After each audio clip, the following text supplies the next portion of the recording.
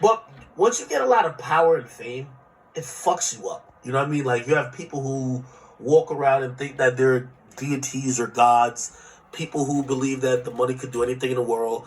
And obviously, when you put a regular human being exposed to an enormous amount of, you know, especially man, sex, this and third, all of a sudden, some of these niggas, they start yearning for some other shit.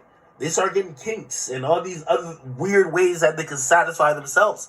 If he was a nigga just still like in New York, you know what I mean, just hustling on the block, do you think he's having a freak off, or he's just like just fucking maybe fucking two chicks on the block? Like, I don't think he's having freak offs. I really think this is a product of the music business. Now, I'm not absolving Diddy or any of these other guys, but I think this is why fame and having, you know, infinite resources is dangerous, because it could create monsters, right?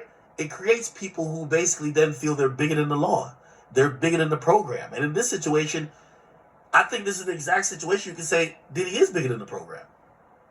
He's bigger than the program. I mean, but we've seen it before. Diddy was in a club when a nigga got shot in the face. Sean went to jail. Diddy's chilling.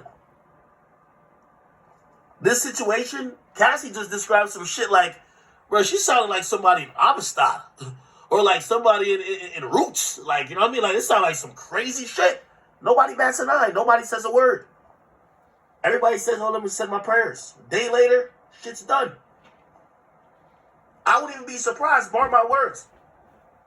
Let me not put this on people, but the way how this industry works, it's crazy, you know. Now, this might have been a wake-up call for Diddy, too. I don't know who he's pissed off, who up in that echelon he's pissed off, but they checked his ass real quick. He's now paid his dues.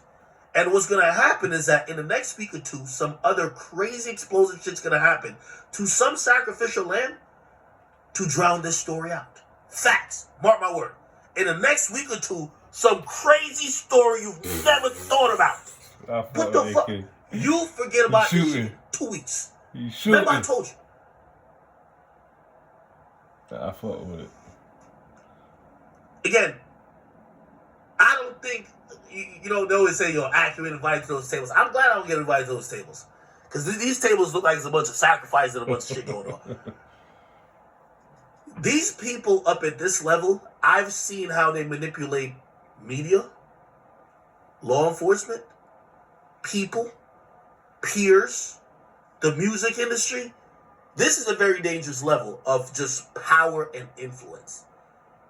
So again, I'm on the media side of this, right? I guarantee you, it's going to be a story in the next 14 days that's going to come down. And I'm going to look at this and be like, this is ridiculous. Smart my words. I'm counting. Okay. Anyway, obviously,